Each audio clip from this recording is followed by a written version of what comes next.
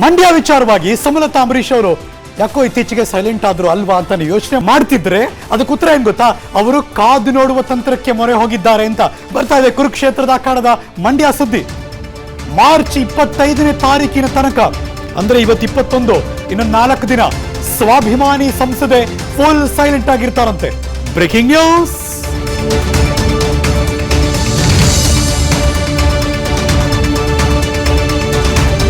ಕಳೆದ 1 ವಾರದಿಂದ ಸದ್ಯಕ್ಕೆ ಅವರು ಸೈಲೆಂಟ್ ಆಗಿದ್ದಾರೆ. ಆದರೆ ಬ್ಯಾಕ್ ಎಂಡ್ ಅಲ್ಲಿ ನಾಯಕರನ್ನ ಭೇಟಿ ಮಾಡ್ತಿದ್ದಾರೆ, ವರಿಷ್ಠರನ್ನ ಭೇಟಿ ಮಾಡ್ತಿದ್ದಾರೆ.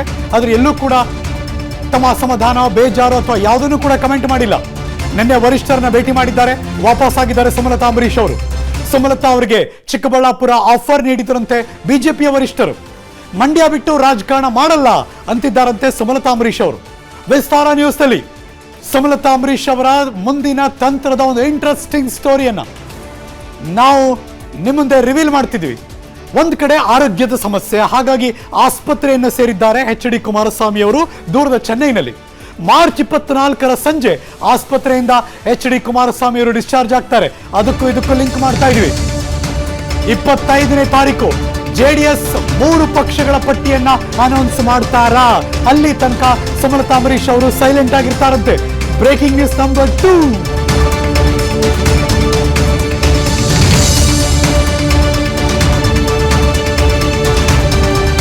ಹೃದಯದ ಸಮಸ್ಯೆ ಅಥವಾ ಇನ್ನಿತರ ಯಾವುದೋ ಆರೋಗ್ಯದ ಸಮಸ್ಯೆ. ಎಚ್.ಡಿ. ಕುಮಾರಸ್ವಾಮಿ ಅವರು ಚೆನ್ನೈಗೆ ಹೋಗಿದ್ದಾರೆ. ಹುಷಾರ್ ಮಾಡಿಕೊಂಡು 24ನೇ ತಾರೀಕು ಮಾರ್ಚ್ ಡಿಸ್ಚಾರ್ಜ್ ಆಗಿ ಆಚೆ ಬರ್ತಾರೆ. 25ಕ್ಕೆ ಜೆಡಿಎಸ್ ನ ಪಟ್ಟಿ ಅನೌನ್ಸ್ ಮಾಡೋ ಸಾಧ್ಯತೆ ಇದೆಯಂತೆ. 3 ಪಕ್ಷನ ಇಲ್ವಾ ಏನು? ಅದೊಂದು ದೊಡ್ಡ ಕುತೂಹಲ ಇದೆ. ಅದರಲ್ಲಿ ಮಂಡ್ಯ ಇದೆಯಾ, ಹೇಗಿರುತ್ತೆ ಕುತೂಹಲ ಇದೆ. ಯಾರಾಗ್ತಾರೆ ಅಭ್ಯರ್ಥಿ ಅನ್ನುವುದರ ಮೇಲೆ ಸುಮಲತಾ ಅಂಬರೀಶ್ ಅವರು ತಮ್ಮ ನಡೆಯನ್ನು ಪ್ರಕಟ ಮಾಡ್ತಾರೆ. ಅಷ್ಟೊಳಗೆ ಸಂಧಾನ ನಡೆದರೆ ಮೈತ್ರಿ ಜೊತೆ ಹೋಗುವ ಸಾಧ್ಯತೆ ಇರುತ್ತೆ. ಬಿಜೆಪಿ ಜೆಡಿಎಸ್ ನಾಯಕರಿಂದ ಸ್ಪಷ್ಟ ಭರವಸೆ ಏನಾದರೂ ಸಿಗದೆ ಹೋದ್ರೆ ಪಕ್ಷೇತರ ಅಭ್ಯರ್ಥಿಯಾಗಿ ಕಣಕ್ಕಿಳಿಯೋದಕ್ಕೆ ಸುಮಲತಾ ಅಂಬರೀಶ್ ಅವರು ಪ್ಲಾನ್ ಮಾಡ್ತಾರಾ? ... ಕ್ವಶನ್ ಮಾರ್ಕ್. ಮಾರ್ಚ್ 25ನೇ ತಾರೀಕು ಕಾಯೋದಕ್ಕೆ ನಿರ್ಧಾರ ಮಾಡಿದ್ದಾರೆ. ಇಷ್ಟು ತಿಂಗಳು, ಇಷ್ಟು ದಿನಾನೇ ಕಾದಿದ್ದಾರಂತೆ. ಇನ್ನೊಂದು 4 ದಿನ ಅಫ್ಕೋರ್ಸ್ ನಾವು ಕಾಯ್ತೀವಿ. ಸುಮಲತಾ ಅಂಬರೀಶ್ ಅವರ ನಡೆ ಯಾವ ಕಡೆಗಿರುತ್ತೆ, ಏನ್ ನಿರ್ಧಾರ, ಅವರ ಪೊಲಿಟಿಕಲ್ ಸ್ಟ್ರಾಟಜಿ ಏನು, ಇದು ಈಗಿರುವಂತಹ ದೊಡ್ಡ ಕುತೂಹಲ. ಮಂಡ್ಯ ವಿಚಾರವಾಗಿ ಸುಮಲತಾ ಅಂಬರೀಶ್ ಅವರು ಯಾಕೋ ಇತ್ತೀಚೆಗೆ ಸೈಲೆಂಟ್ ಆದ್ರು ಅಲ್ವಾ ಅಂತ ಯೋಚನೆ ಮಾಡ್ತಿದ್ರೆ ಅದಕ್ಕೆ ಉತ್ತರ ಏನ್ ಗೊತ್ತಾ, ಅವರು ಕಾದು ನೋಡುವ ತಂತ್ರಕ್ಕೆ ಮೊರೆ ಹೋಗಿದ್ದಾರೆ ಅಂತ ಬರ್ತಾ ಇದೆ ಕುರುಕ್ಷೇತ್ರದ ಅಖಾಡದ ಮಂಡ್ಯ ಸುದ್ದಿ. ಮಾರ್ಚ್ 25ನೇ ತಾರೀಕಿನ ತನಕ ಅಂದ್ರೆ ಇವತ್ತು 21, ಇನ್ನು 4 ದಿನ ಸ್ವಾಭಿಮಾನಿ ಸಂಸದೆ ಫುಲ್ ಸೈಲೆಂಟ್ ಆಗಿರ್ತಾರಂತೆ. Breaking news.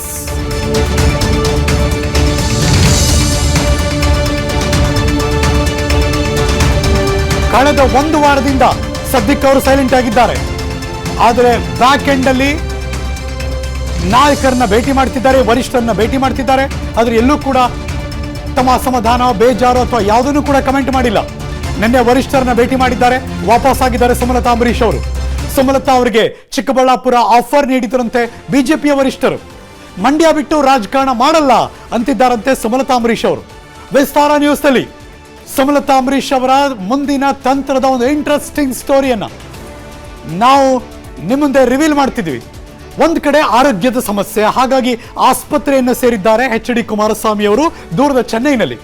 ಮಾರ್ಚ್ 24ರ ಸಂಜೆ ಆಸ್ಪತ್ರೆಯಿಂದ ಎಚ್.ಡಿ. ಕುಮಾರಸ್ವಾಮಿ ಅವರು ಡಿಸ್ಚಾರ್ಜ್ ಆಗ್ತಾರೆ. ಅದಕ್ಕೂ ಇದಕ್ಕೂ ಲಿಂಕ್ ಮಾಡ್ತಾ ಇದ್ವಿ. 25ನೇ ತಾರೀಕು ಜೆಡಿಎಸ್ 3 ಪಕ್ಷಗಳ ಪಟ್ಟಿಯನ್ನ ಅನೌನ್ಸ್ ಮಾಡ್ತಾರಾ? ಅಲ್ಲಿ ತನಕ ಸುಮಲತಾ ಅಂಬರೀಶ್ ಅವರು ಸೈಲೆಂಟ್ ಆಗಿರ್ತಾರಂತೆ. Breaking news number 2.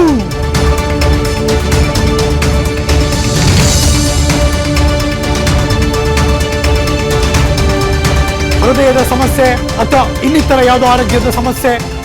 H D. Kumaraswamy ಅವರು ಚೆನ್ನೈಗೆ ಹೋಗಿದ್ದಾರೆ. ಹುಷಾರ್ ಮಾಡಿಕೊಂಡು 24ನೇ ತಾರೀಕು ಮಾರ್ಚ್ ಡಿಸ್ಚಾರ್ಜ್ ಆಗಿ ಆಚೆ ಬರ್ತಾರೆ. 25ಕ್ಕೆ ಜೆಡಿಎಸ್ ನ ಪಟ್ಟಿ ಅನೌನ್ಸ್ ಮಾಡೋ ಸಾಧ್ಯತೆ ಇದೆಯಂತೆ. 3 ಪಕ್ಷನ ಇಲ್ವಾ ಏನು? ಅದೊಂದು ದೊಡ್ಡ ಕುತೂಹಲ ಇದೆ. ಅದರಲ್ಲಿ ಮಂಡ್ಯ ಇದೆಯಾ, ಹೇಗಿರುತ್ತೆ ಕುತೂಹಲ ಇದೆ. ಯಾರಾಗ್ತಾರೆ ಅಭ್ಯರ್ಥಿ ಅನ್ನುವುದರ ಮೇಲೆ ಸುಮಲತಾ ಅಂಬರೀಶ್ ಅವರು ತಮ್ಮ ನಡೆಯನ್ನು ಪ್ರಕಟ ಮಾಡ್ತಾರೆ. ಅಷ್ಟೊಳಗೆ ಸಂಧಾನ ನಡೆದರೆ ಮೈತ್ರಿ ಜೊತೆ ಹೋಗುವ ಸಾಧ್ಯತೆ ಇರುತ್ತೆ.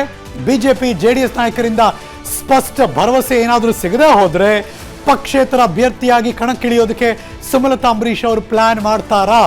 Dot dot dot dot dot question mark. March 25ನೇ ತಾರೀಕು ಕಾಯೋದಕ್ಕೆ ನಿರ್ಧಾರ ಮಾಡಿದ್ದಾರೆ. ಇಷ್ಟು ತಿಂಗಳು ಇಷ್ಟು ದಿನಾನೇ ಕಾದಿದ್ದಾರಂತೆ. ಇನ್ನೊಂದು 4 ದಿನ ಅಫ್ಕೋರ್ಸ್ ನಾವು ಕಾಯ್ತೀವಿ. ಸುಮಲತಾ ಅಂಬರೀಶ್ ಅವರ ನಡೆ ಯಾವ ಕಡೆಗಿರುತ್ತೆ, ಏನ್ ನಿರ್ಧಾರ, ಅವರ ಪೊಲಿಟಿಕಲ್ ಸ್ಟ್ರಾಟಜಿ ಏನು, ಇದು ಈಗಿರುವಂತಹ ದೊಡ್ಡ ಕುತೂಹಲ. ಅನುಕ್ಷಣದ ಸುದ್ದಿಗಳಿಗಾಗಿ ವಿಸ್ತಾರ ನ್ಯೂಸ್ ಯೂಟ್ಯೂಬ್ ಚಾನೆಲ್ ಸಬ್ಸ್ಕ್ರೈಬ್ ಮಾಡಿ. ಹೊಸ ಸುದ್ದಿಗಳ ನೋಟಿಫಿಕೇಶನ್ಗಾಗಿ ಬೆಲ್ ಐಕಾನ್ ಕ್ಲಿಕ್ ಮಾಡಿ. ಲೇಟೆಸ್ಟ್ ಅಪ್ಡೇಟ್ಸ್ಗಾಗಿ www.vistaranews.com ವೆಬ್ಸೈಟ್ಗೆ ವಿಸಿಟ್ ಮಾಡಿ.